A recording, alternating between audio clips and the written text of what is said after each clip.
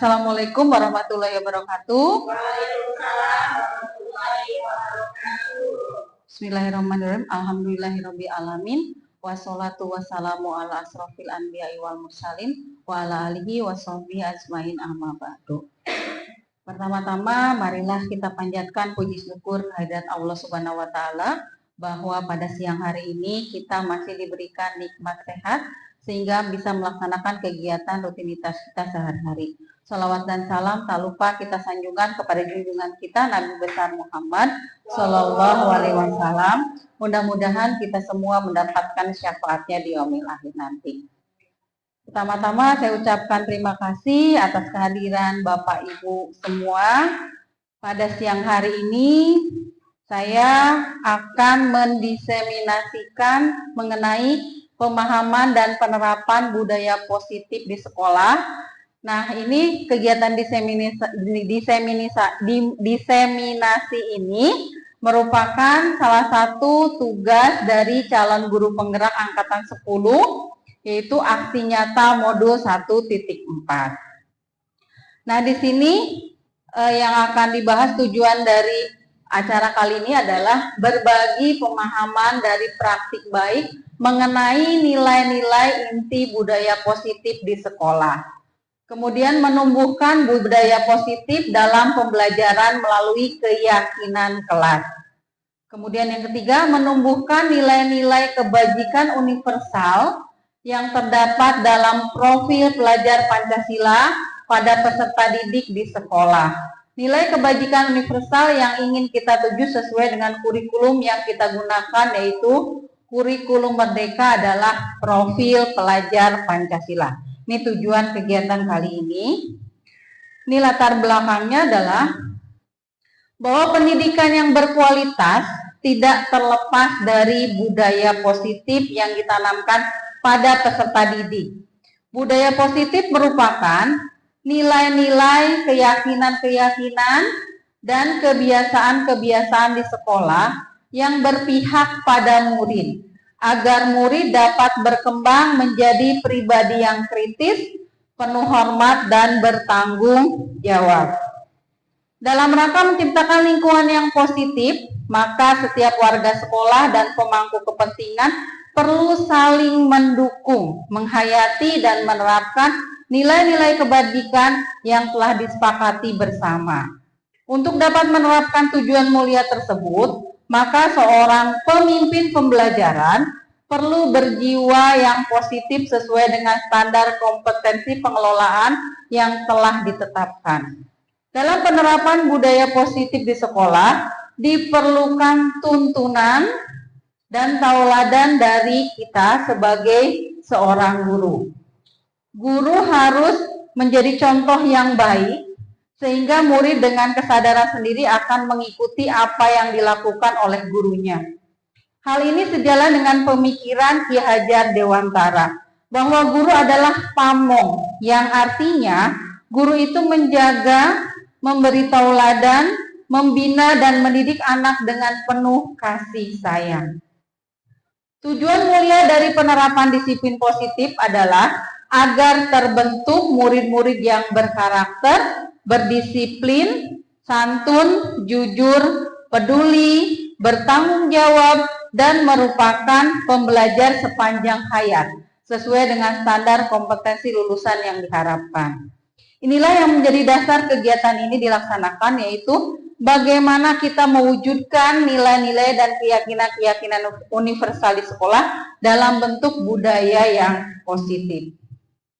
Filosofi pemikiran Ki Hajar Dewantara, gagasan filosofi KHD telah menjadi konsep fondasi bagi pendidikan di Indonesia. Menurut KHD, hakikat pendidikan adalah usaha memasukkan nilai-nilai budaya ke dalam diri anak, sehingga membentuknya menjadi manusia yang utuh bagi jiwa maupun rohaninya. Pendidikan adalah menuntun sesuai kodrat anak. Pendidikan sejatinya menuntun anak mencapai kekuatan kodratnya sesuai dengan alam dan zaman.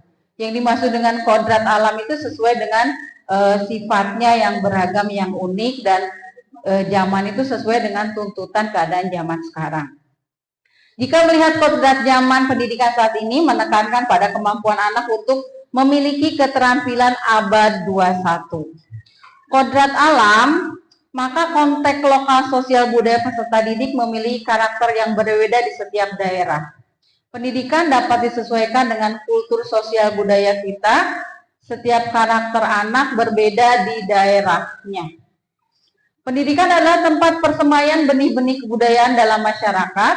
KHD memiliki keyakinan bahwa untuk menciptakan manusia Indonesia yang beradab, maka pendidikan menjadi salah satu kunci utama untuk mencapainya. Pendidikan dapat menjadi ruang berlatih bentuk tumbuhnya nilai-nilai kemanusiaan yang dapat diteruskan atau diwariskan. Di sini menjelaskan bahwa pendidikan itu merupakan persemaian benih-benih kebudayaan. Artinya bahwa KHD ini menjelaskan anak-anak itu seperti benih-benih. Jadi dia bisa tumbuh berkembang itu berdasarkan dari lingkungannya. Nah, filosofi pemikiran Ki Hajar Dewantara sering juga disebut sebagai trilogi pendidikan. Ya, ini yang sering yang paling terkenal ya untuk ini. Jadi ingarso sung tulodo, artinya di depan. Jadi seorang pendidik itu harus menjadi teladan atau contoh tindakan yang baik. Selain mengajar dan mentransfer ilmu, guru harus bisa menjadi teladan kepada siswanya. Guru menjadi role model. Kadang-kadang bisa dilihat ya pada anak-anak yang di bawah kelas, di kelas rendah ya. Biasanya dia lebih cenderung akan meniru apa yang dilakukan oleh bapak ibu gurunya. Apalagi kalau misalkan gurunya itu sebagai idolanya. Jadi apa yang kita lakukan itu harus benar-benar menjadi toladan, karena biasanya untuk anak-anak kelas rendah ini gampang sekali ditiru ya, apalagi kelas 1 dan kelas 2. Jadi lebih cenderung dia mengikuti apa yang dilakukan oleh bapak ibu gurunya. Itu untuk yang kelas yang masih kecil ya. Jadi guru itu sebagai role model. Kemudian ing madya mangun karso, di tengah di antara murid dan guru ini harus dapat menciptakan prakarsa atau ide yang bisa memberikan wawasan kepada peserta didik. Nah, di sini guru harus menciptakan ide atau misalkan memberi dukungan, artinya memotivasi. Kemudian tuturi handayani, mendorong dari belakang. Artinya seorang guru harus bisa memberikan dorongan dan arahan, motivator bagaimana para guru bisa menemukan dan merangsang serta mengarahkan setiap potensi yang dimiliki oleh siswanya.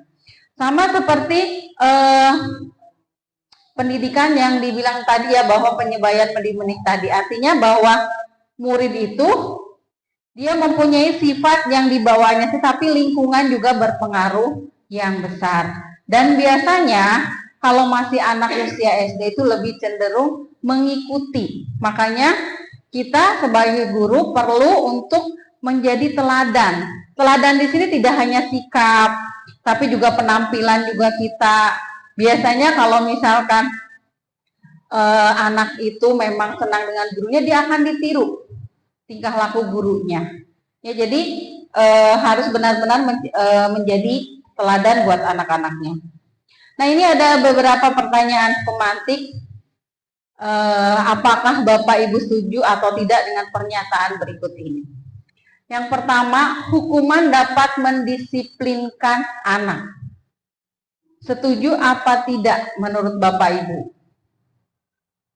Silahkan. Kira-kira setuju apa tidak? Nanti kita akan bahas lebih lanjut lagi. Kalau dulu ya setuju. Kalau sekarang karena sudah kurikulum mereka, sudah setuju. Tidak setuju, oke. Hukumannya kalau positif mah apa? Nah, berarti yang kedua ya. Jadi hukuman dapat mendisiplinkan anak ini, ada yang setuju dan ada yang tidak.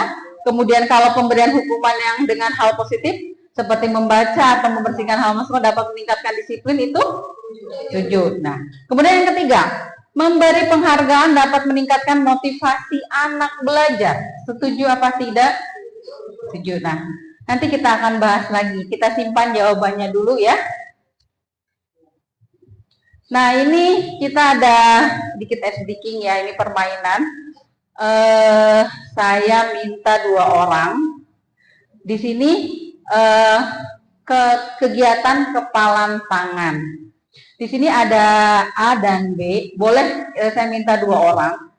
Karena laki-laki yang cuma 1 berarti perempuan saja dua-duanya ya. Jadi ada yang menjadi A, ada yang menjadi B. Yang menjadi A ini akan menulis di secari kertas di sini. Menuliskan sesuatu yang sangat berharga. Jadi yang B-nya tidak boleh tahu. Ya, kemudian si tulisan yang berharga ini boleh dilipat atau diremas, dikepalkan tangannya. Boleh silakan maju, saya minta tolong 2 orang saja. Boleh? Yang jadi A atau B? Ayo, nggak apa-apa. Ya, silakan. Iya, cuma sedikit aja. Siapa yang mau jadi A dan siapa yang mau jadi B dulu nih? Yang mau jadi A siapa? Boleh Bu Lala menjadi A. Bu Lala silakan menuliskan. Nggak boleh tahu yang B ya. Sesuatu yang paling berharga dalam hidup Bu Lala. Jadi sesuatu yang paling berharga dalam hidup Bu Lala. Kemudian dikepalkan. Nah, tugas yang B sudah dikepal aja atau di ini taruh di tangan. Nah, tugas B adalah gimana caranya yang B membujuk biar memberitahu atau memberikan apa yang ada kertas di yang tangan B itu. Silakan maju Bu Lala. Nah, caranya gimana Bu Yani? Gimana caranya? Gimana caranya biar keambil kertas yang ada dalam genggaman tangan Bu Lala tersebut? Boleh dengan kata-kata, misalkan merayu, menghadik atau misalkan mengancam mungkin. Silahkan.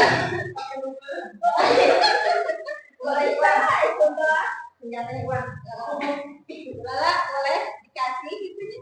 Lala itu kan sesuatu yang berharga. Gimana caranya biar ini? Lala nanti kalau misalnya nggak dikasih motornya saya umpetin. Ada pokoknya ada. Itu kan sesuatu yang berharga, kata-kata yang penting. Diapain lagi coba? Dirayu atau atau mau disuap boleh? Boleh mau Lala? Coba boleh dibaca?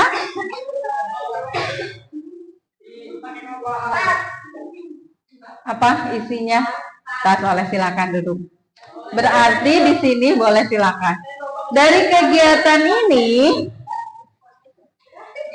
berarti Bu Lala menuliskan, kan Ibu tadi bilang sesuatu yang paling berharga. Berarti menurut Bu Lala sesuatu yang paling berharga dalam hidup Bu Lala itu tadi tas. Kemudian Bu Yani mencoba merayu kan istilahnya dan akhirnya dikasih. Berarti di sini menurut Bu Lala kemungkinan tas itu bukan sesuatu yang paling berharga sekali ya, sampai dirayu saja dikasih. Nah, seperti itu. Berarti kontrolnya itu dari yang kedua berarti ya, dari yang B tadi, bukan dari yang A. Jadi yang A ini dia dengan dirayu, disogok itu akhirnya mau memberikan. Berarti kontrolnya kendalinya ada di B, karena B ini berhasil merayu sehingga sesuatu yang berharga dari yang A ini berhasil dikasih ya. Nah, di sini ada yang berhasil, berarti berhasil membuka kepalan tangan dan memberikan ya. Tidak berhasil itu mungkin kalau tidak berhasil. Ini yang disebut dengan teori kontrol atau pilihan. Sama seperti tadi pilihan yang harus Bu Lala pilih di sini adalah saya ngasih atau enggak kan? Tapi karena yang dia tulis ini sesuatu yang bukan berharga sekali, jadi setelah dibujuk segala macam akhirnya dikasih. Berarti kontrolnya udah dikendalikan oleh yang teman yang B. Nah, kita sebagai manusia memiliki kontrol terhadap diri kita sendiri. Apakah kita akan membuka atau tidak? Itu yang dilakukan oleh Bu Lala tadi ya. Jadi punya kontrol saya dikasih atau tidak. Tapi akhirnya dikasih ya karena setelah dirayu dan sebagainya. Walaupun orang lain merayu dengan cara seperti apapun, maka tidak akan pernah terbuka kalau misalkan tidak terbuka. Karena kontrol sebelumnya ada di diri kita. Jelas tadi kontrolnya memang ada di Bu Lala, tapi dia berhasil dibujuk ya. Yang berhasil terbuka berarti dia berhasil mengontrol orang lain. Berarti yang teman yang B ini bisa mengontrol yang A sehingga bisa memberikan. Ya, bisa memberikan dengan cara apapun dan orang tersebut yang dibuka juga mempunyai kontrol untuk membukakan. Jadi dua-duanya punya kontrol, yang artinya bahwa yang jelas kontrol yang terbesar ada di yang teman yang B tadi. Karena dengan segala upaya dia membujuk biar terbuka kepalanya itu. Itu yang disebut dengan teori kontrol ya. Nah, untuk membangun budaya positif sekolah perlu menyediakan lingkungan yang positif, aman dan nyaman agar murid-murid mampu berpikir, bertindak, bercipta dengan merdeka, mandiri dan bertanggung jawab. Salah satu strategi yang perlu ditinjau ulang adalah bentuk disiplin yang dijalankan selama ini di sekolah kita. Pembahasan disiplin kali ini akan meninjau teori yang dikemukakan oleh Diana Gosen. Sebelum kita gali lebih lanjut tentang teori disiplin, restitusi dari Diana Gosen, mari kita samakan model berpikir kita tentang disiplin itu sendiri. Adakah yang sudah menyelesaikan modul disiplin positif? Belum ya? Ini kalau sudah menyelesaikan pasti akan tahu ya. Dalam kesehariannya, disiplin itu dikaitkan dengan kontrol dalam hal kontrol guru dalam menghadapi murid. Perubahan paradigma teori kontrol atau teori pilihan atau ilusi kontrol. Dr. William Glasser dalam teori kontrol bahwa semua yang dilakukan itu adalah ilusi atau tidak nyata. Nah, perubahan paradigma teori kontrol atau teori pilihan. Ini ilusi itu sama aja dengan tidak nyata ya. Kita langsung ke pembahasannya saja ya. Nah, ilusi guru mengontrol siswa. Ini sebetulnya ada yang bisa disebut hal yang nyata, bisa juga yang tidak nyata ya. Nah, kita ini di sini menurut William Glasser bahwa guru mengontrol murid itu adalah bagian dari hal yang tidak nyata atau ilusi, hanya ilusi saja. Pada dasarnya, kita dapat memaksa murid untuk berbuat sesuatu jikalau murid tersebut memilih untuk tidak melakukannya.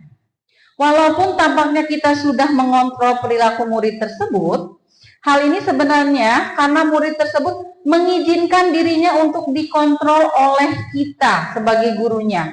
Saat itu bentuk kontrol guru menjadi kebutuhan dasar yang dipilih murid tersebut.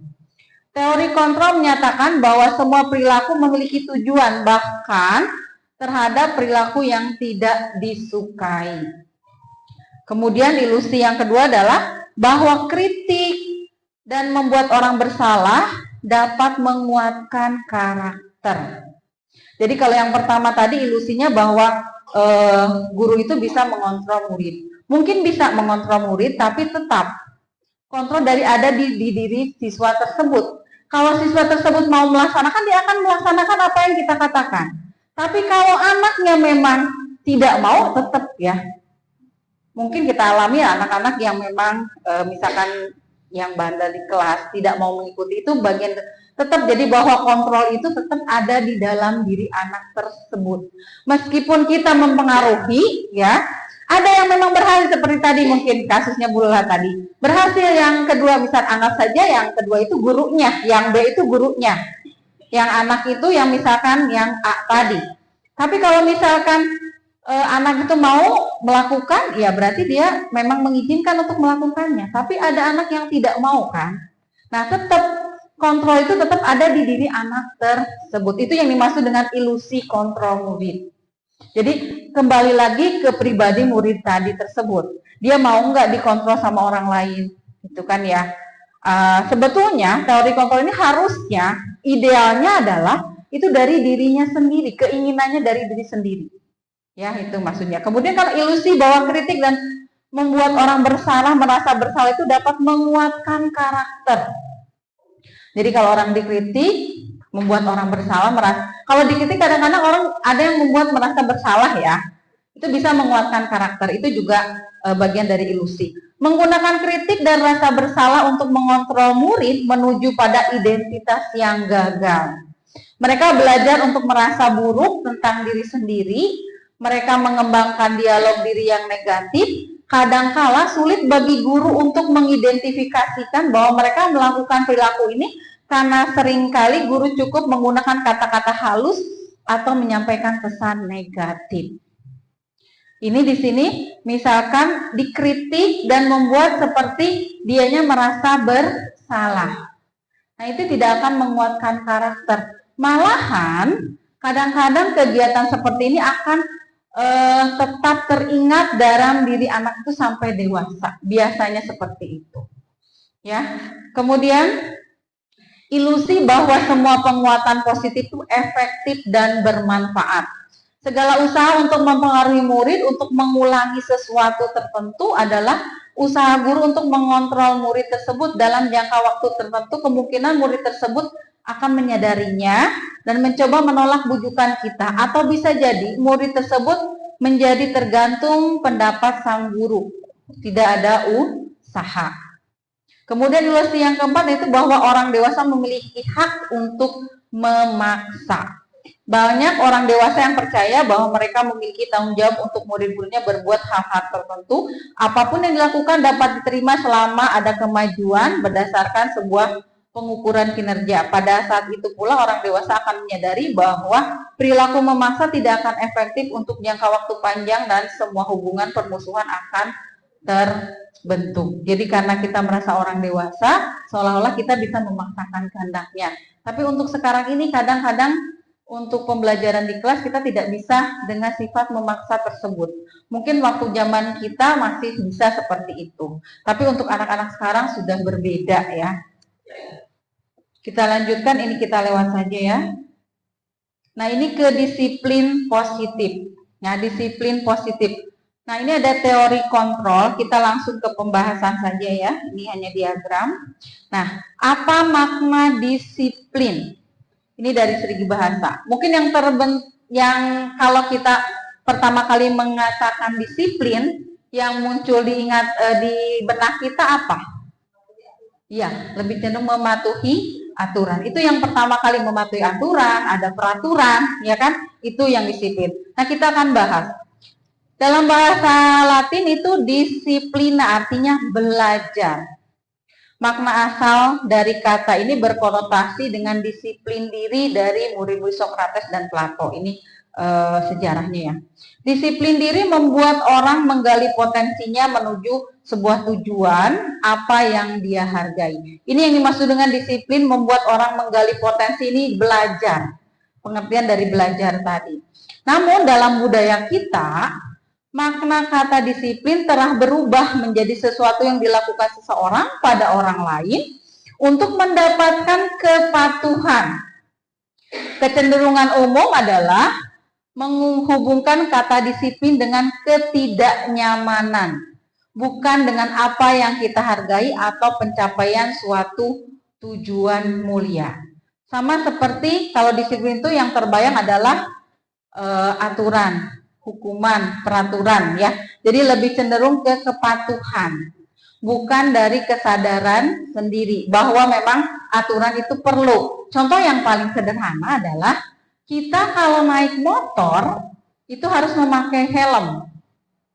Kita punya keyakinan. Ada yang bilang saya mah dekat, nggak usah pakai helm. Itu keyakinan dia karena dekat, jadi nggak usah pakai helm. Padahal kalau misalkan pakai helm itu bukan karena dekatnya, tapi tujuannya buat apa? Melindungi kepala dari seandainya terjadi kecelakaan. Nah, seperti itu. Jadi keyakinannya ini akan berbeda.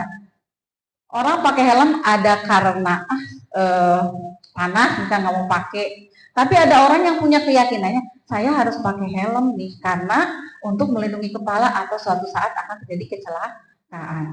Itu seperti keyakinan, itu berarti itu keyakinan dari diri sendiri. Jadi bukan karena saya pakai helm takut di depannya ada polisi. Nah itu tujuannya bukan tujuan dari diri sendiri. Jadi tujuannya adalah takut sama polisi di depan, nanti harus bayar dan sebagainya. Tapi kalau orang yang sudah mempunyai keyakinan, oh bahwa nih pakai helm ini penting. Karena kalau misalkan kita kan siapa yang tahu ya nggak mau terjadi kecelakaan. Seandainya ada kecelakaan, kalau saya pakai helm, kepala saya akan terlindungi. Bukan karena saya takut ditangkap polisi. Jadi motivasinya lain ya. Kalau motivasi dari diri sendiri ya itu tadi, saya takut ada kecelakaan dan kepala saya akan terlindungi. Tapi kalau motivasinya eksternal ya bukan dari luar, nanti takut ada polisi, kalau ada polisi ditangkap nanti harus ditilang. Nah seperti itu ya. Jadi lebih cenderung seolah ketidaknyamanan ya. Nah, makna disiplin. Disiplin diartikan adalah sikap menghormati, menghargai, dan taat pada peraturan yang berlaku, baik tulis maupun tidak tertulis, serta mampu menjalaninya tidak mengelak, dan ada sanksi-sanksi apabila melanggar tugas atau wewenang yang diberikan kepada dirinya. Nah, ini pengertian disiplin yang sekarang ini. Nah, ini disiplin artinya lebih cenderung tetap ya ke peraturan ya. Kemudian disiplin positif adalah cara menerapkan sikap disiplin yang bertujuan untuk menumbuhkan kesadaran serta memberdayakan anak mandiri melakukan sesuatu tanpa iming-iming hukuman, sogokan, ancaman maupun hadiah. Ini berbeda dengan disiplin tadi. Yang perlu kita terapkan sekarang adalah disiplin positif, yaitu penerapan disiplin tapi kesadarannya tumbuh dari diri sendiri. Kemudian dengan kata lain bahwa seseorang yang memiliki disiplin diri berarti mereka bisa bertanggung jawab terhadap apa yang dilakukannya karena mereka mendasarkan tindakan mereka pada nilai-nilai kebajikan universal. Sebagai pendidik, tujuan kita adalah menciptakan anak-anak yang memiliki disiplin diri sehingga mereka bisa berperilaku dengan mengacu pada nilai-nilai kebajikan universal dan memiliki motivasi intrinsik. Jadi intinya yang sekarang harus kita kembangkan adalah disiplin positif atau disiplin diri yang akan memunculkan motivasi intrinsik, motivasi dari dalam diri anak tersebut. Dan biasanya kalau yang namanya motivasi dari dalam diri sendiri itu cenderung jangka waktunya lama, ya, tidak sementara. Nah, ini yang nilai-nilai kebajikan universal. Nilai-nilai kebajikan adalah sifat-sifat positif manusia yang merupakan tujuan mulia yang ingin dicapai setiap individu. Nilai-nilai tersebut bersifat universal dan lintas bahasa, suku bangsa, agama maupun latar belakang. Setiap perilaku atau perbuatan memiliki satu tujuan. Jadi ini menurut William Glasser, setiap anak itu pasti melakukan sesuatu ada tujuannya. Tidak mungkin tidak ada tujuannya, ya. Dengan mengaitkan nilai-nilai kebajikan yang diyakini seseorang, maka motivasi intrinsiknya adalah akan terbangun sehingga menggerakkan motivasi dari dalam untuk dapat mencapai tujuan mulia yang diinginkan. Nilai-nilai kebajikan yang ingin dicapai oleh setiap anak Indonesia kita kenal dengan profil pelajar Pancasila. Ini sudah sering anak-anak sudah nyanyikan juga, bahwa nilai dari profil pelajar Pancasila beriman bertawakal kepada Tuhan Yang Maha Esa dan berakhlak mulia, mandiri, bernalar kritis, berkebinekaan global, bergotong royong dan kreatif. Nah, ini adalah tujuan dari pendidikan di Indonesia. bahwa setiap anak ini harus mempunyai sifat-sifat yang termasuk profil pelajar Pancasila. Jadi sifat profil pelajar Pancasila ini tidak hanya diterapkan dalam P5, tapi bisa kita terapkan dalam pembelajaran semua mata pelajaran. Yang akhirnya anak itu mempunyai sifat yang keenam profil pelajar Pancasila, dia mandiri, beriman, bernalar kritis, berkebinekaan global, bergotong royong, dan kreatif. Itu tujuan akhir dari pendidikan di Indonesia. Sesuai dengan peraturan dalam Undang-Undang Pendidikan ya.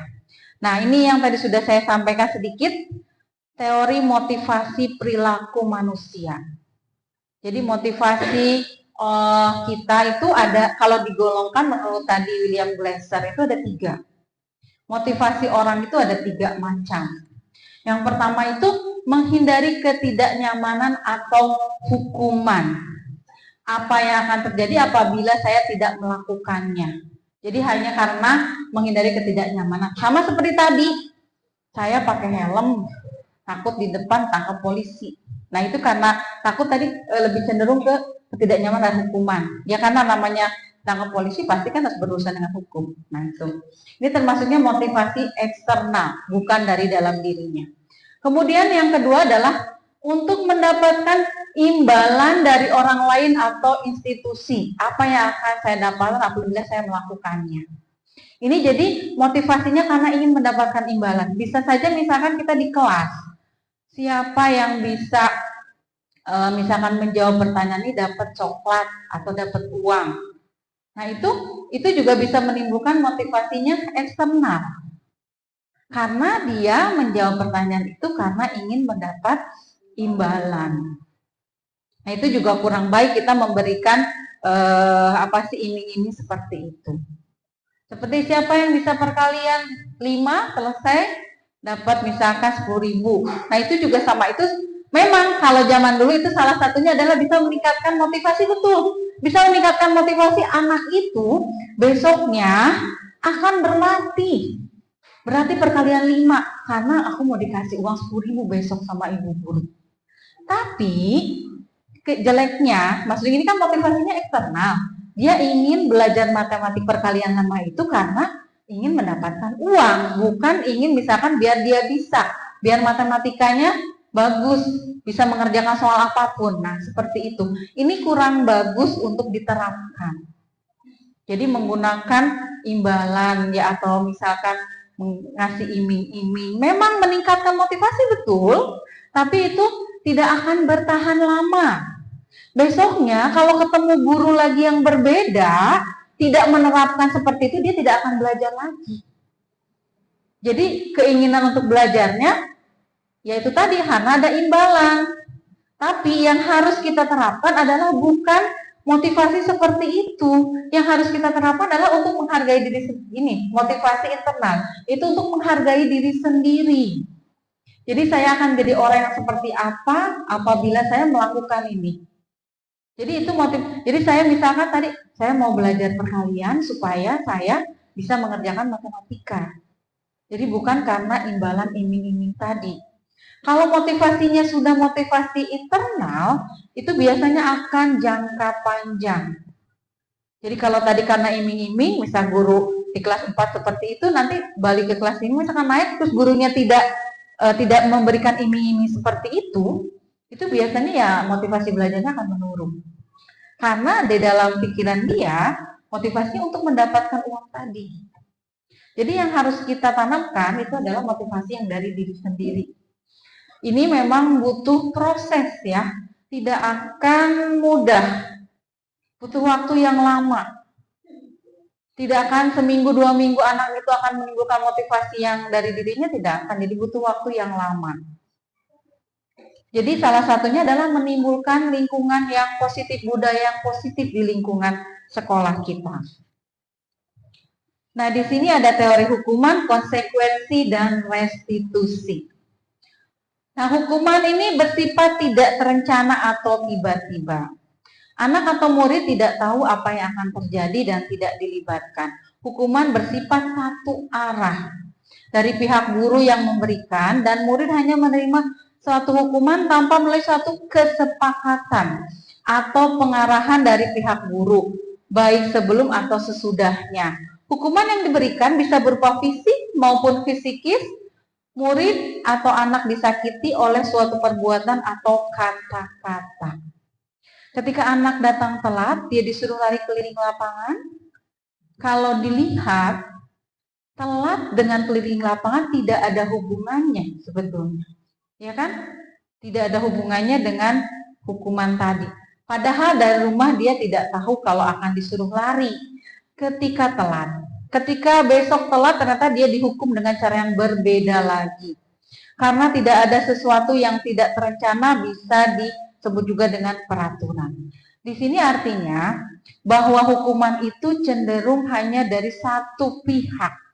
Jadi dari gurunya sendiri. Kadang-kadang ya kita zaman dulu ya, kita mengalami pendidikan ya kalau kita salah biasanya tetap dihukum ya.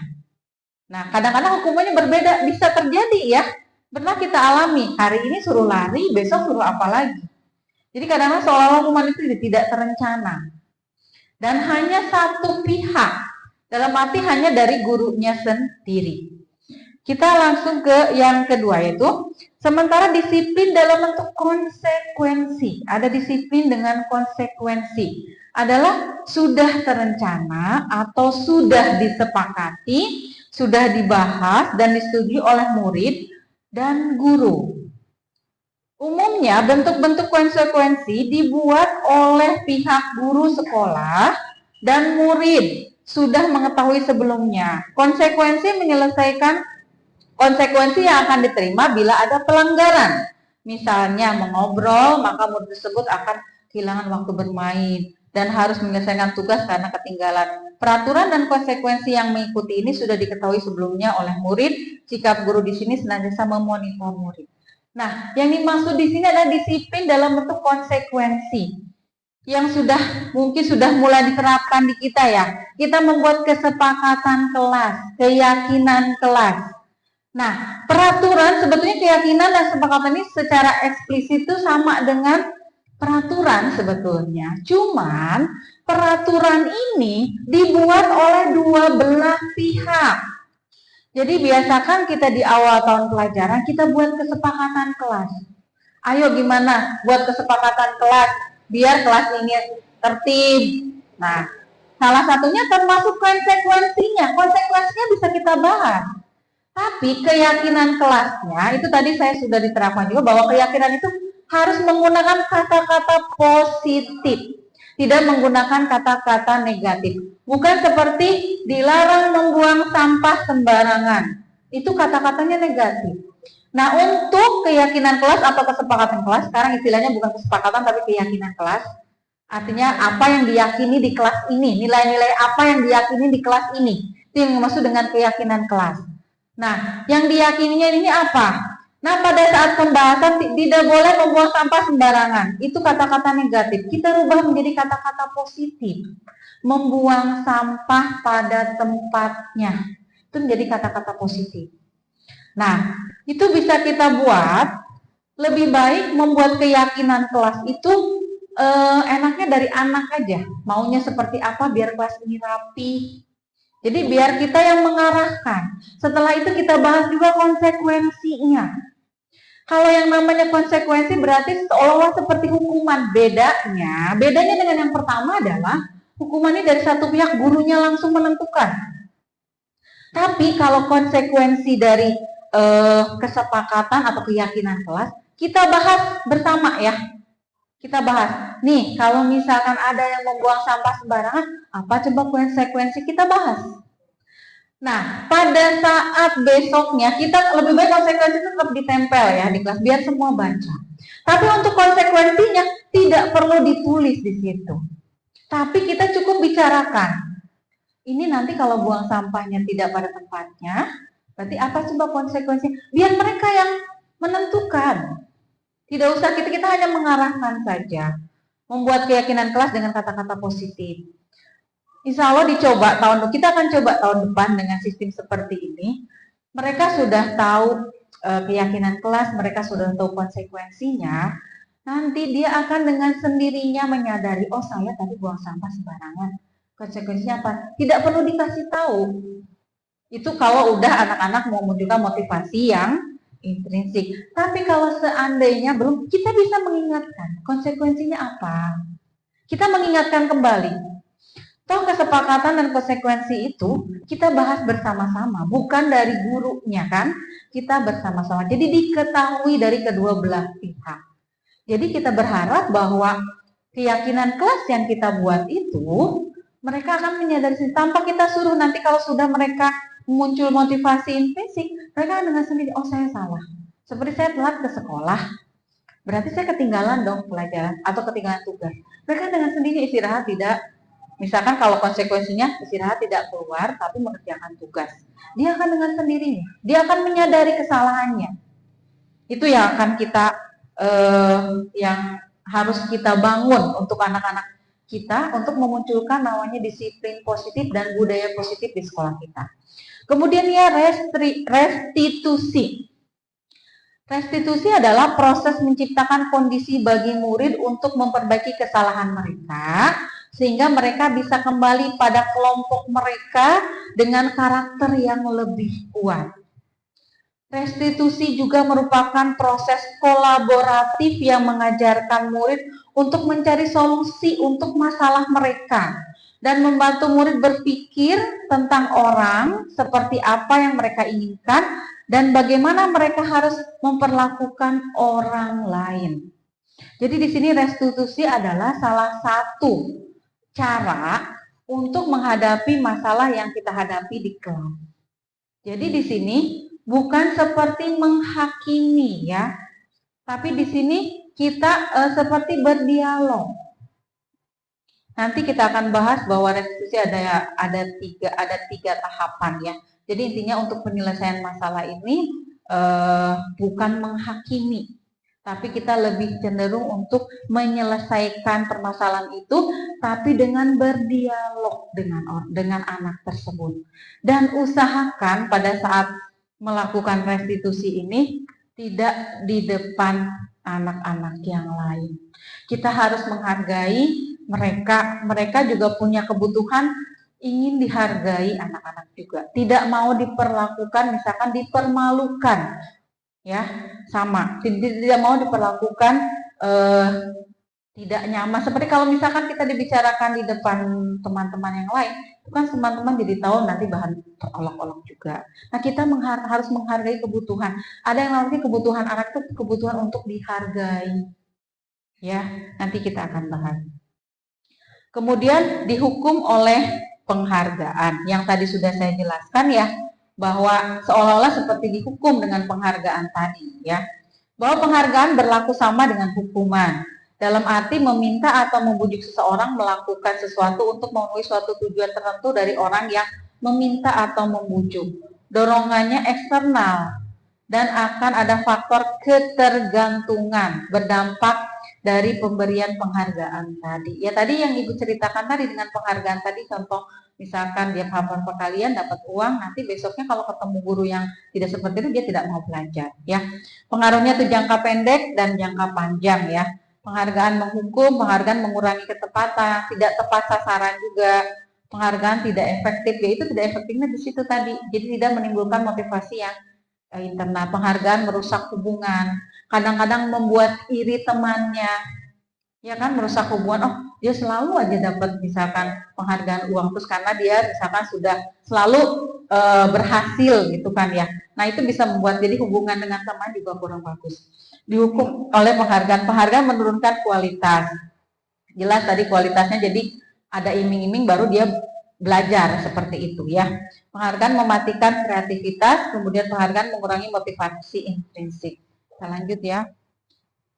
Jika penghargaan tidak boleh, beri pengakuan atau apresiasi ya. Nah, apresiasi itu merupakan proses penilaian atau penghargaan positif yang ditujukan oleh seseorang pada sesuatu dengan cara memberikan pengakuan secara khusus, secara pribadi, atau dengan misalkan pengakuan kepada semua murid. Dalam arti begini, kalau hari ini si A berbuat baik, kita puji penghargaan si A. Nah, besoknya kalau ada berbuat baik juga, kita juga sama, orangnya berbeda. Jadi jangan sampai hari ini ngasih penghargaan, besoknya lupa, atau misalkan besok, jadi kesannya di anak, oh ibu mah hanya menghargai sama si A saja. Nah pada besoknya, pada saya udah berbuat baik nih di sini di kelas misalkan. Jadi harus ke semua murid secara bergantian dan dilakukan secara konsisten. Fokus pada proses bukan hasilnya, prosesnya ya. Ini contoh pengakuan atau apresiasi kebajikan. Di sini adalah kemarin saya perhatikan, terus nilai kebajikannya rasa empati besar sekali pada saat menolong murid baru di kelas kita. Kemudian saya menghargai kepedulianmu pada saat kamu membantu teman-temanmu di tugas kelompok. Jadi lebih ke penghargaannya di sini. Jadi sikapnya yang kita nilai, prosesnya. Jadi bukan hasilnya, tapi prosesnya, bahwa anak itu punya empati yang besar, bahwa anak itu peduli terhadap temannya. Jadi nilai-nilai kebajikan di sinilah rasa tanggung jawabnya. Pada saat misalnya kamu memungut kertas-kertas yang berserakan di lantai, secara tidak sadar pada saat kita mengajar, kita akan menemukan anak yang misalkan dia merasa punya kepedulian terhadap kelasnya, dia melihat ada kertas-kertas yang misalkan berserakan, dia akan ambil. Itu juga salah satu bisa dijadikan penghargaan. Kita bisa kasih apresiasi, salah satu dari bentuk tanggung jawab. Yang kita nilainya adalah nilai-nilai ininya, ya bukan hasilnya. Jadi lebih cenderung ke sikap. Ini perbedaan hukuman dengan konsekuensi. Hukuman adalah sesuatu yang menyakitkan dan harus terjadi. Kalau konsekuensi itu sesuatu yang harus terjadi. Sama. Cuman tadi bedanya kan, kalau konsekuensi itu berdasarkan kesepakatan.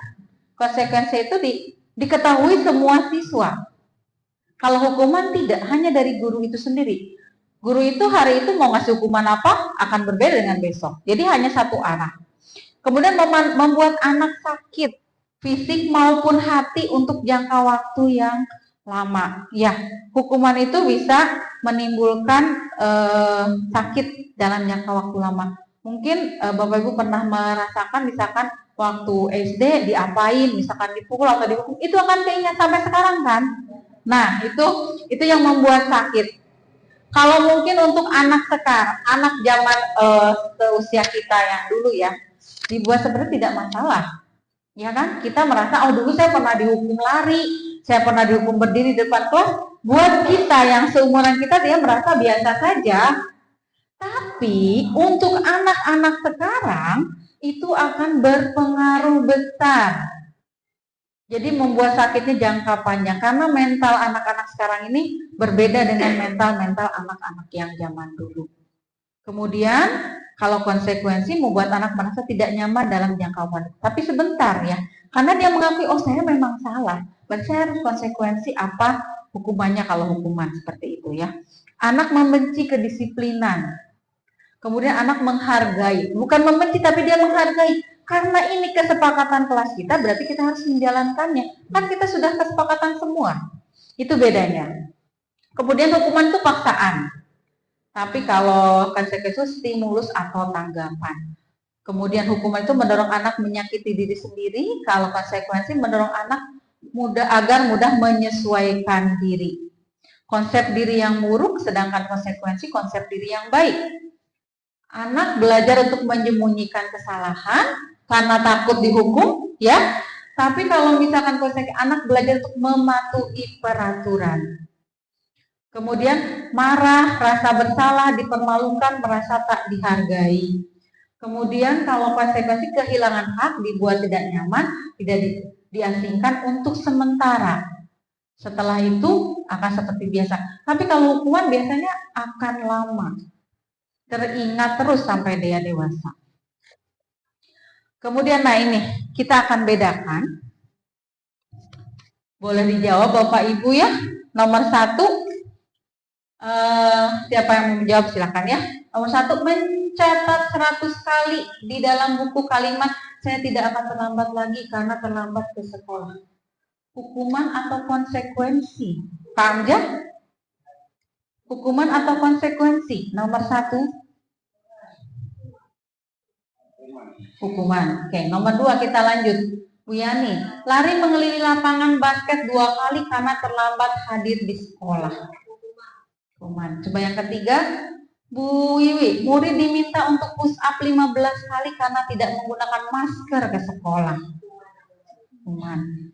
Bu Lala, menggantikan kertas tugas teman yang telah dicoret-coret. Konsekuensi, kita lihat nanti ya. Kemudian Bu Jia, membersihkan tumpahan air di meja tulis karena tersenggol pada saat belajar. Konsekuensi, silakan. Murid disuruh untuk mengenakan sepatu seharian di sekolah karena tidak mengenakan sepatu hitam. Bu Aan, hukuman. Lari mengelilingi lapangan basket 2 kali karena terlambat 10 menit untuk pelajaran PJOK. Nah, kita lihat ya. Konsekuensi. Kenapa ini dibilang konsekuensi? Biasanya kalau pelajaran PJOK suka ada pemanasan, warming up ya. Lari dulu 10. Nah, ini dia terlambat pelajaran PJOK. Jadi kalau misalkan konsekuensinya berkeliling lapangan masih nyambung ya, kalau nyambung. Ya. Itu. Tapi kalau terlambat masuk kelas, lari keliling lapangan, hukuman itu karena tidak ada relevansinya, tidak ada hubungannya, ya. Paham ya? Ini bisa membedakan konsekuensi dengan hukuman. Nah, sekarang kita ke apa itu restitusi. Tadi sudah dibahas, restitusi adalah proses menciptakan kondisi bagi murid untuk memperbaiki kesalahan mereka sehingga mereka bisa kembali pada kelompok mereka dengan karakter yang lebih kuat. Restitusi juga merupakan proses kolaboratif yang mengajarkan murid untuk mencari solusi untuk masalah mereka dan membantu murid berpikir tentang orang seperti apa mereka ingin menjadi atau tujuan mulia dan bagaimana mereka harus memperlakukan orang lain. Nah, restitusi ini jadi seolah-olah apabila anak itu punya masalah, kita berdialog. Pasti anak itu melakukan sesuatu ada tujuannya. Kita harus pahami bahwa kita harus menjelaskan juga pada anak bahwa setiap orang itu tidak ada yang sempurna, pernah melakukan kesalahan. Kita harus ungkapkan itu.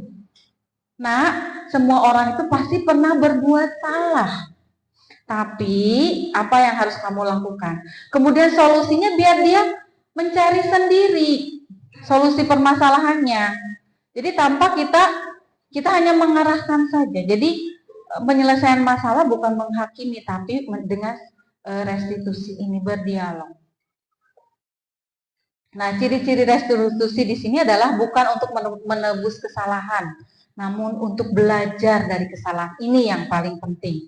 Jadi menekankan belajar dari kesalahannya. Memperbaiki hubungan, tawaran bukan paksaan. Restitusi menuntut untuk melihat ke dalam diri. Restitusi mencari kebutuhan dasar yang mendasari tindakan. Restitusi diri adalah cara yang paling baik. Restitusi fokus pada karakter, bukan tindakan. Restitusi fokus pada solusinya. Restitusi mengembalikan murid yang berbuat salah pada kelompoknya. Setelah dia berbuat salah, kita restitusi, itu dia akan kembali ke kelompoknya itu dengan mempunyai karakter yang kuat. Jadi dia bisa menyelesaikan permasalahannya. Yakin setiap berantem anak itu pasti ada tujuannya. Apa yang dia inginkan? Apa kebutuhan yang tidak dia penuhi? Seperti itu, ya.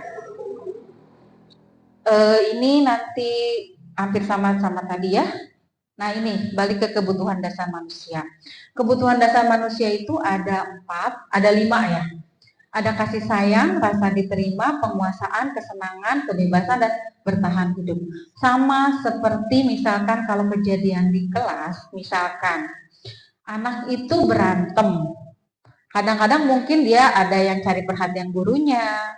Nah, kalau dia cari perhatian gurunya, berarti sama dia ingin ada kebutuhan dasar yang tidak dia penuhi. Jadi ingin diterima. Jadi dia berbuat seperti itu. Jadi intinya setiap anak melakukan kesalahan itu kita akan tanya tahu alasannya, ya, dengan metode segitiga restitusi. Ini yang harus kita pahami bahwa anak itu punya kebutuhan dasar ini. Ada bertahan hidup udah jelas ya, kalau bertahan hidup namanya pasti di keluarga dia butuh sandang, pangan, papan dan sebagainya ya. Kalau untuk bertahan hidup ini biasanya ada di lingkungan keluarga. Mungkin yang di sini ada kebebasan, ada pemuasan, kasih sayang dan kesenangan. Ya, ini salah satu kebutuhan dasar dari anak juga yang harus kita ketahui. Biasanya setiap kejadian masalah berhubungan dengan kebutuhan ini. Kalau misalkan di rumahnya dia kurang perhatian kasih sayang dari orang tua, bisa saja dia membuat masalah ini hanya ingin diperhatikan oleh gurunya. Jadi kita harus pahami itu, makanya tidak menghakimi anak kalau terjadi sesuatu itu dengan proses restitusi. Nah, ini kebutuhan pernyataan kebutuhan dasar manusia, tindakan. Misalkan di sini ini kebutuhan dasarnya apa? Yang pertama, misalkan ibu guru bilang, aku tidak boleh bersenandung sewaktu mengerjakan tugas. Katanya kelas harus tenang, tidak ada suara. Kan nggak seru jadinya. Nah, ini dari versi anak. Ini termasuk kebutuhan apa sih sebetulnya? Dari yang tadi ada bertahan, ada kasih sayang, ada kesenangan, pengakuan, kebebasan. Nah, kira-kira ini apa ini? Kebebasan. Kemudian yang kedua, ibu guru tidak menyapaku hari ini, padahal aku pakai jepit rambut baru. Kasih sayang, ya. Nanti kita bahas lagi. Aku bosen, masa belajarnya cuma gitu-gitu aja, dengerin ibu guru aja.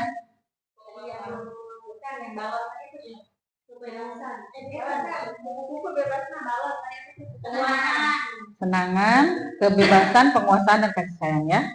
Kemudian aku sebel gambarku tidak rapi, malah ibu guru nunjukin ke teman-temanku di depan kelas. Nah, ini apa coba kira kebutuhan apa itu?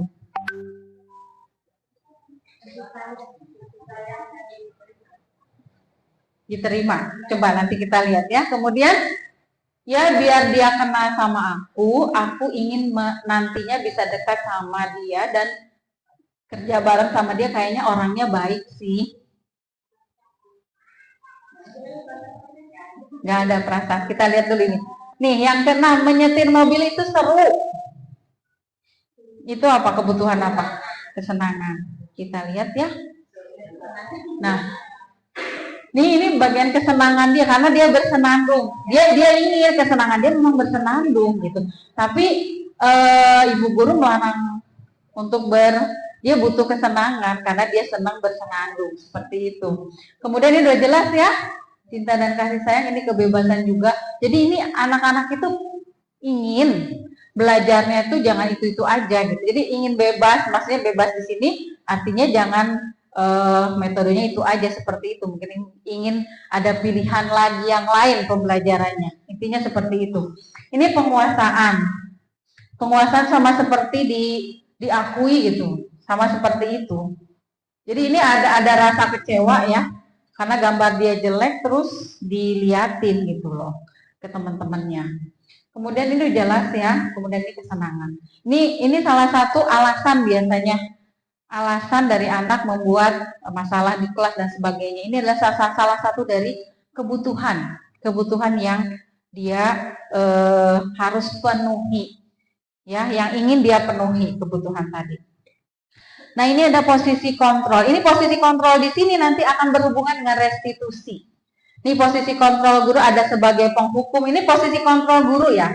Ada penghukum, ada sebagai teman, ada manajer, ada pemantau, ada pembuat rasa bersalah.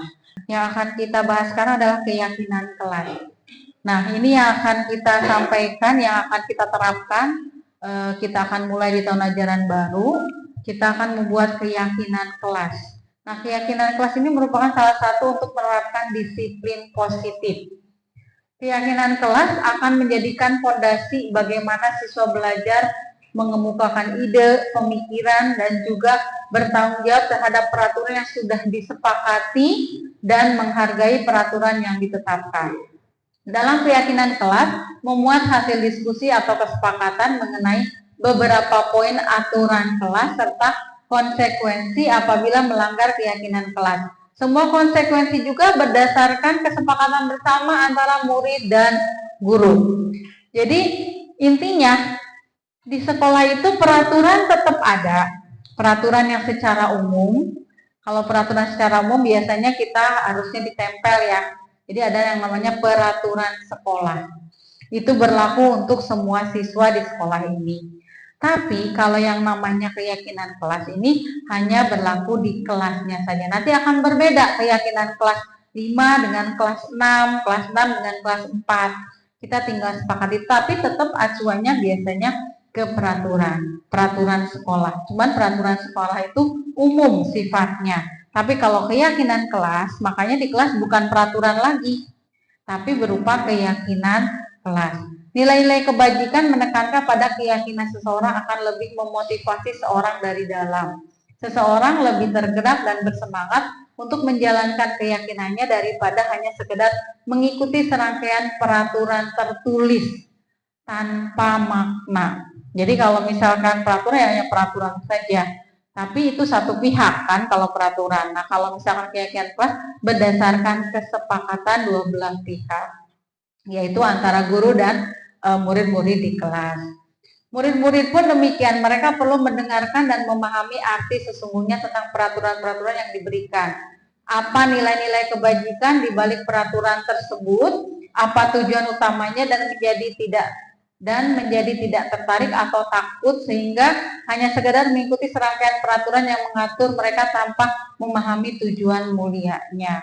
Jadi kalau peraturan itu lebih cenderung itu jadi seolah-olah seperti memaksa, tapi kalau keyakinan kelas itu berdasarkan kesepakatan karena kedua belah pihak tahu, jadi tahu konsekuensinya. Kemudian prosedur ini pembentukan keyakinan kelas di sekolah, ini hanya tahapannya ya. Biasanya mempersiapkan warga sekolah atau murid di kelasnya untuk bercurang pendapat. Di sini artinya saling mengeluarkan pendapat. Kemudian mencatat semua masukan para murid tadi, kemudian biasanya ditulis di papan tulis atau di kertas. Kemudian setelah itu menyusun keyakinan kelas dengan dibantu dengan guru. Jadi buat kesimpulan dari apa yang anak-anak sampaikan masukannya. Kemudian setelah selesai membuat keyakinan kelas menggunakan kalimat-kalimat yang positif tadi sudah saya sampaikan. Setelah membuat keyakinan kelas tersebut ditinjau kembali. Maksudnya dilihat catatan-catatan tadi, adakah mungkin yang mendapati bahwa pernyataan yang terus masih berupa peraturan, bukan seperti keyakinan kelas ya. Jadi dilihat seperti tadi dari kata-kata positif saja, jadi jangan menggunakan kata-kata negatif. Seperti di sini contohnya ada ya, ada berjalan di kelas, dengarkan guru, datanglah tepat waktu, berada di bawah satu poin. Itu keyakinan untuk saling menghormati atau nilai kebajikan hormat. Keyakinan inilah yang dimasukkan dalam daftar untuk disepakati. Nah selanjutnya tinjau ulang keyakinan sekolah kelas secara bersama-sama. Seharusnya setelah beberapa peraturan telah disatukan menjadi beberapa keyakinan, maka jumlah butir pernyataan keyakinan akan berkurang mungkin ya. Sebaiknya keyakinan kelas tidak terlalu banyak, bisa berkisar 3-7 prinsip keyakinan. Bila mana terlalu banyak, maka warga kelas akan sulit mengingatnya dan akibatnya sulit untuk menjalankannya. Jadi tidak usah terlalu banyak, tapi yang urgent saja, yang penting saja. Setelah keyakinan sekolah selesai dibuat, maka semua warga sekolah dipersilakan meninjau ulang dan menyetujui dengan menandatangani. Mungkin ini yang lebih ininya ya, jadi setelah dibuat keyakinan ditandatangani. Atau bisa dibikin di karton seperti itu ya. Termasuk yang menandatangani guru dengan siswa. Kemudian keyakinan kelas selanjutnya bisa diletakkan di dinding kelas, di tempat yang mudah dilihat semua warga kelas. Nah, mungkin itu saja yang bisa saya sampaikan. Wassalamualaikum warahmatullahi wabarakatuh. Ada yang boleh mau ditanyakan atau didiskusikan? Iya, boleh. Iya, betul. Iya, betul. Dibicarakan saja, tidak perlu dituangkan. Tapi tidak dituangkan juga dijelaskan. dijelaskan saja. Setelah selesai sudah dibentuk keyakinan kelas, kemudian kita bahas konsekuensinya. Tapi yang dipajang hanya keyakinan kelas. Tapi setidaknya mereka tahu konsekuensi yang harus dilakukan. Misalkan datang terlambat, nanti harus seperti apa. Jadi tahu. Jadi pada saat mereka terlambat, dia akan tahu, oh saya harus seperti apa yang harus saya lakukan dengan sendirinya. Gitu. Jadi tidak perlu dipaksa, tidak perlu ada hukuman.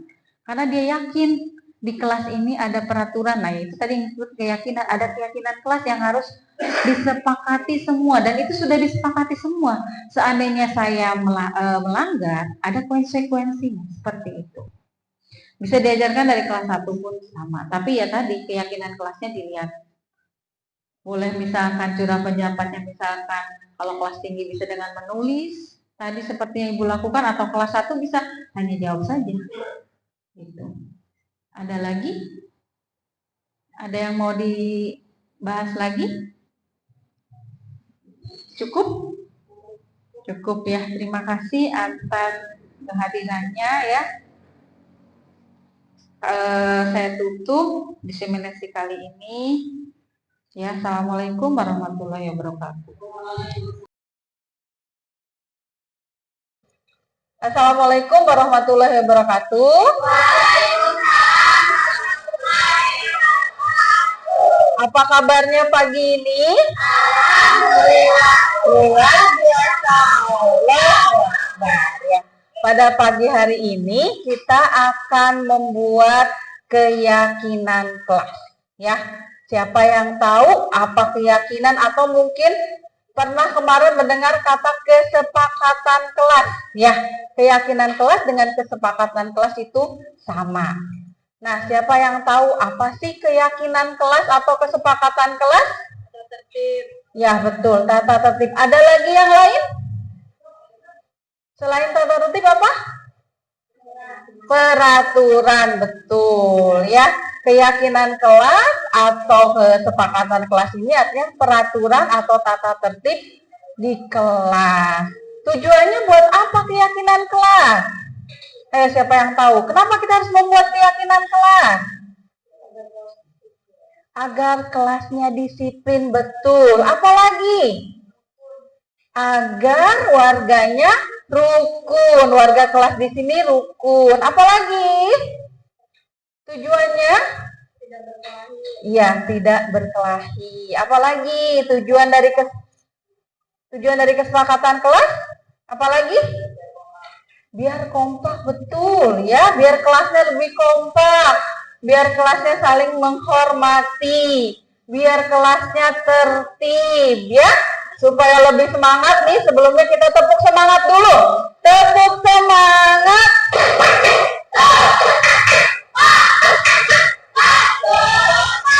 Ya. Nah, kalian sudah semangat, kita akan membuat keyakinan kelas. Supaya kelas ini lebih teratur, lebih tertib, maka kita buat kesepakatan kelas atau keyakinan kelas. Nah, keyakinan kelas ini bisa kita kaitkan dengan yang namanya, masih ingat profil pelajar Pancasila? Masih ingat? Coba kita nyanyikan sama-sama. 1, 2, 3. Pelajar Pancasila beriman dan bertakwa pada Tuhan Yang Esa dan berakhlak mulia, berkebinekaan global, gotong royong mandiri, kreatif dan bernalar kritis. Ya, itu tadi nilai-nilai profil pelajar Pancasila. Nah, Ibu harapkan kalian bisa menerapkan profil pelajar Pancasila ini dalam kegiatan kita sehari-hari. Nah, sebelum membuat keyakinan kelas, Ibu minta kalian boleh menuliskan di kertas sticky note ini apa yang menjadi keyakinan kelas kalian. Kalian boleh menuliskan 1 atau 2. Paham? Ya, silakan dibagikan.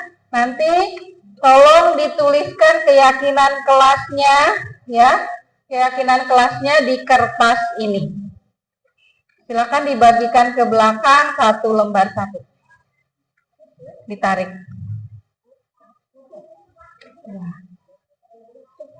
Ke belakang ya.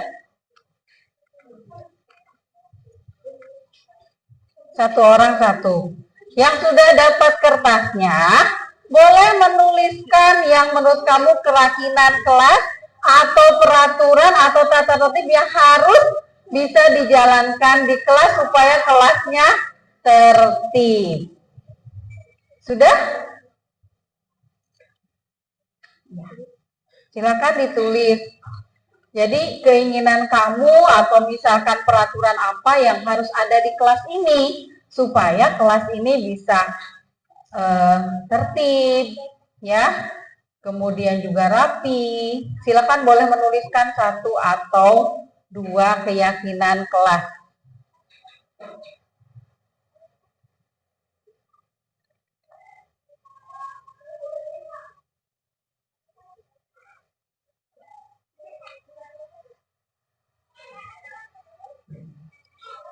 Jadi keyakinan yang menurut kamu memang perlu ada di kelas ini.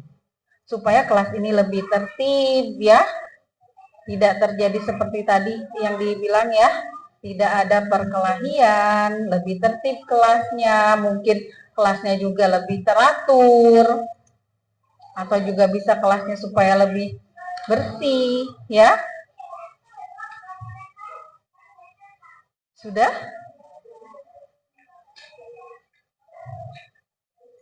Kalau barisan sini sudah selesai, yang sudah boleh barisan sini tempelkan kertasnya ya. Diatur sebelahnya biar lebih rapi atau ke bawah boleh. Ya 2 baris dibikin. Di bawahnya ya, betul.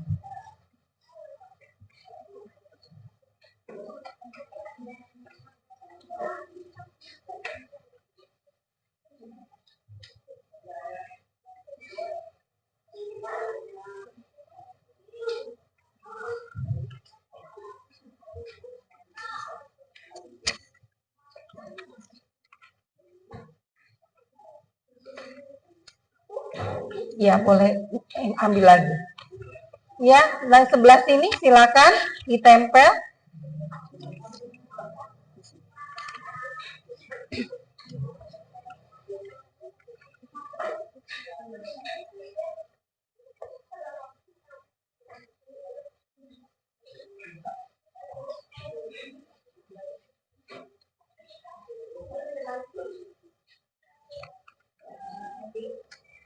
Ada yang mau nambah lagi atau ada yang salah nulisnya? Sudah? Silakan barisan ini, silakan ditempel. Ayo, nggak apa-apa. Nggak usah terlalu tinggi, nggak apa-apa kalau nggak nyampe. Di bawahnya boleh.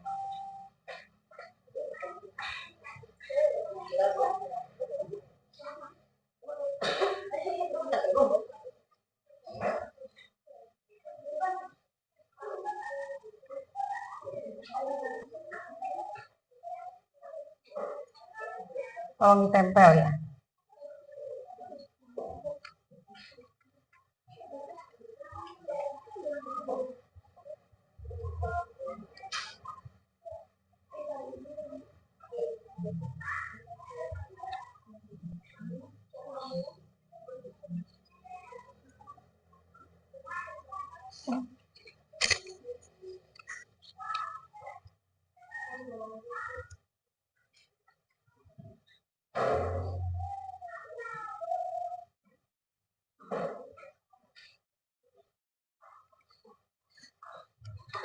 Ya, terima kasih yang sudah menempelkan keyakinan kelas kalian.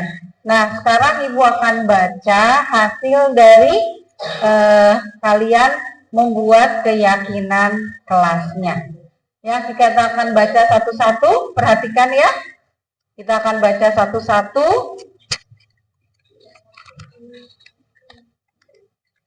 Di sini ada yang menulis datang tepat waktu, tidak buang sampah sembarangan, kemudian agar kelas disiplin, kemudian tata tertib ada disiplin, tertib, kemudian sekolah tidak memakai sendal, memakai pakaian yang rapi dan lengkap. Kita lihat ya satu-satu. Kita lihat tadi datang tepat waktu.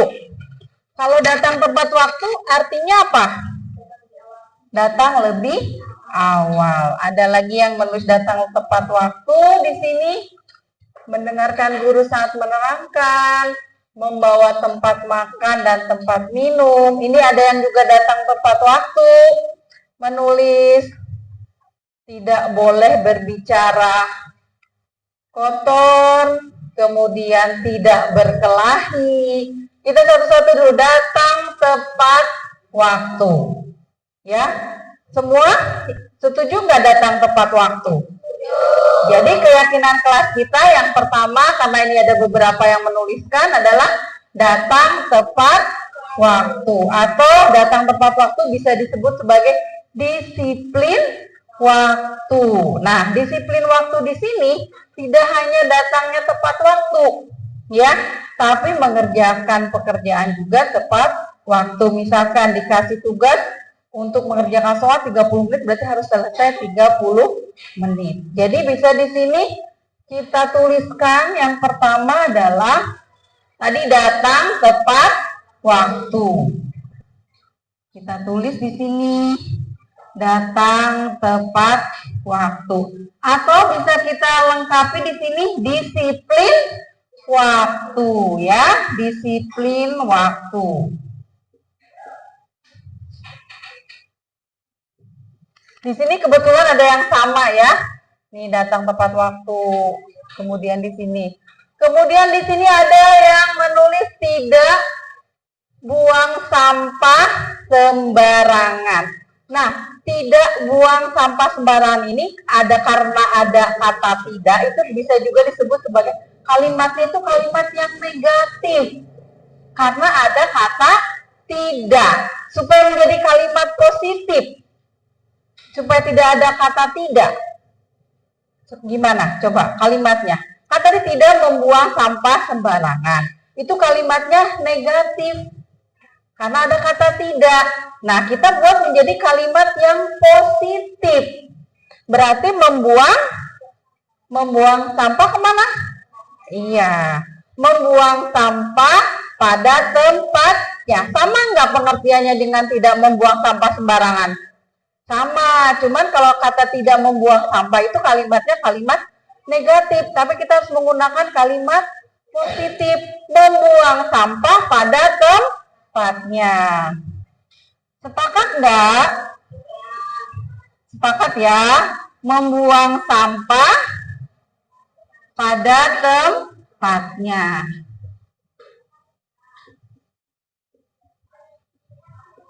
Kemudian kita lihat lagi kesepakatan yang lain. Di sini sekolah tidak memakai sendal, memakai pakaian yang rapi dan lengkap. Tidak bercanda, jangan berantem, tidak mengejek teman. Ini tidak membuang sampah sembarangan tadi ada ya, kita ibu simpulkan. Mendengarkan guru menerangkan pelajaran. Tidak bertengkar sesama teman. Membawa tempat makan minum, tidak boleh bertengkar. Ini sama ya. Membawa tempat makan sama, tidak terlambat datang ke sekolah, betul ya, sama masuk ke situ ya. Tidak terlambat datang ke sekolah, masuk sama dengan datang tepat waktu. Kemudian ini jangan membuang sampah sama, tidak berkelahi, ini tidak boleh berbicara kotor, dilarang membuang sampah sama ya. Nah, kita yang kedua, sekolah tidak memakai sendal. Kemudian memakai pakaian yang rapi dan lengkap. Nah, kita buat kesepakatannya. Bagaimana kalimatnya coba? Kita tidak memakai sendal, kemudian pakaiannya rapi. Memakai apa kalau setiap hari kita memakai sepatu? Jadi memakai pakaian seragam dan sepatu. sepatu ya. Jadi bisa kita simpulkan di sini yang ketiga adalah memakai apa? Memakai pakaian seragam dan sepatu.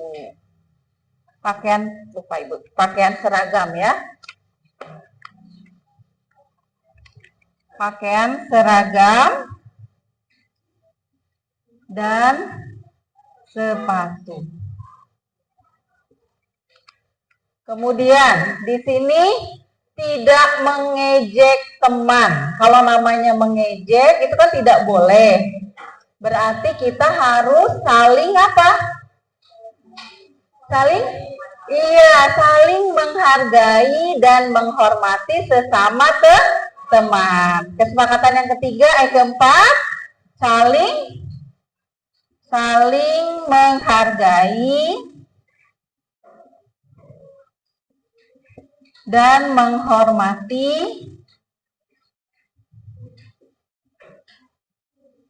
sesama teman.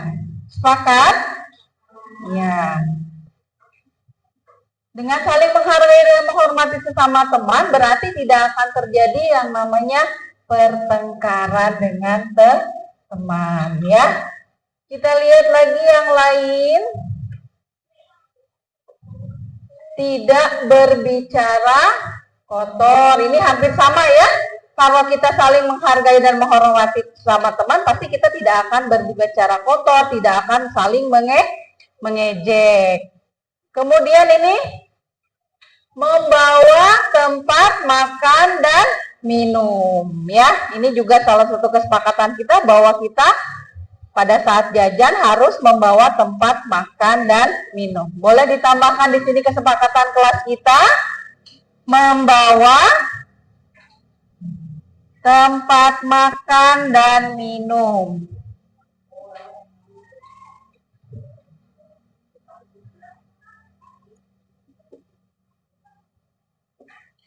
Kemudian sepakat ya. Ini tidak boleh bertengkar, ini sudah mencakup ke yang tadi ya, saling menghargai. Kemudian ini ada yang tidak boleh bertengkar, sama juga ini ya. Tidak saling bertengkar, ini masih masuk ke dalam saling menghargai dan menghormati sesama teman. Kemudian di sini ada membersihkan ruangan sekolah. Nah, membersihkan ruangan sekolah ini bagian dari tugas siapa? Tugas piket ya. Setiap kelas pasti ada piketnya ya. Kemudian ini tidak melarang buang sampah, sama ya. Sudah. Kemudian tidak boleh berkata kasar, sama ya. Nah, tadi untuk menjaga kebersihan kelas tadi ada apa? Piket ya. Berarti menjalankan piket sesuai jadwalnya. Supaya apa ada piket? Supaya kelasnya bersih. Di sini boleh ditambahkan menjalankan piket sesuai jadwal ya. Sudah ada jadwalnya kan? Sesuai jadwal. Sepakat? Jadi semua harus menjalankan piket sesuai jadwal. Kemudian di sini ada mendengarkan guru saat menerangkan pelajaran. Ini juga bisa dimasukkan ke dalam kesepakatan kelas. Mendengarkan penjelasan Bapak Ibu guru ya.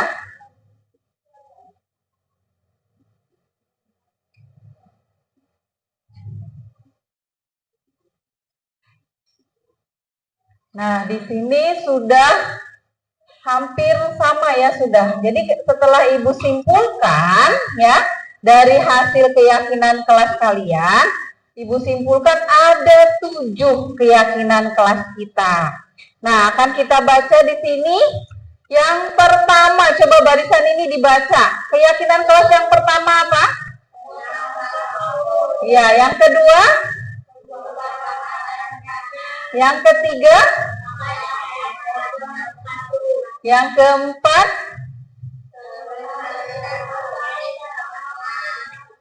Yang kelima? Yang keenam? Yang ketujuh? Nah, ini kesepakatan kelas berdasar Ibu menyimpulkan keyakinan kelas ini berdasarkan dari penjelasan yang kamu buat ya. Jadi keyakinan yang kamu buat. Nah, kesepakatan kelas ini karena sudah kita simpulkan bukan dari Ibu ini ya, tapi keyakinan kelas ini berdasarkan kesepakatan kelas, berdasarkan pendapat kalian. Jadi, Ibu harapkan nanti keyakinan kelas ini bisa dijalankan oleh semua warga kelas ini. Siap? Siap ya. Karena keyakinan kelas ini bukan Ibu yang buat, tapi kalian yang mengungkapkan sendiri dan Ibu menyimpulkan. Nah, Ibu harapkan semua bisa menjalankan keyakinan kelas ini. Semua berdiri, kita baca keyakinan kelas kita. Berdiri semua. Kita bacakan, ini keyakinan kelas 5 ya. Kita baca sama-sama. Dimulai dari atas ya, sama-sama. 1, 2, 3.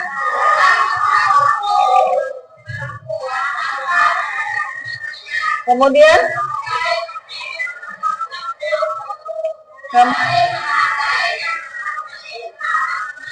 yang kelima, yang keenam, yang ketujuh. Ya, terima kasih. Berarti kalian sudah membacakan keyakinan kelas 5. Jadi tolong nanti diperhatikan. Nah, setelah ini nanti Ibu akan tempel. Nanti Ibu akan print ya. Nanti kita tempel di kelas. Supaya kalian setiap hari bisa membaca. Ya, jadi karena ini berdasarkan kesepakatan kalian, berdasarkan hasil dari pendapat kalian, makanya nanti Ibu tempel, Ibu print dulu, kemudian Ibu tempel di kelas kita. Ya, bisa menjalankan keyakinan kelas kita? Bisa ya. Jadi ini keyakinan kelas ini bukan dari Ibu, tapi pendapat kalian. Berarti kalian harus menjalankannya. Ya, supaya kelas ini lebih tertib, kemudian juga teratur, saling menghormati, ya. Nah sekarang ini nanti kita print dan kita tempel di kelas kita. Nah, untuk kali ini Ibu ucapkan terima kasih atas semua pendapat kalian mengenai keyakinan kelas kita. Mudah-mudahan kita warga kelas ini bisa menjalankan keyakinan kelas ini ya. Wassalamualaikum warahmatullahi wabarakatuh. Waalaikumsalam warahmatullahi wabarakatuh. Sudah Pak Darus? Ya. Terima kasih ya semuanya, boleh pulang.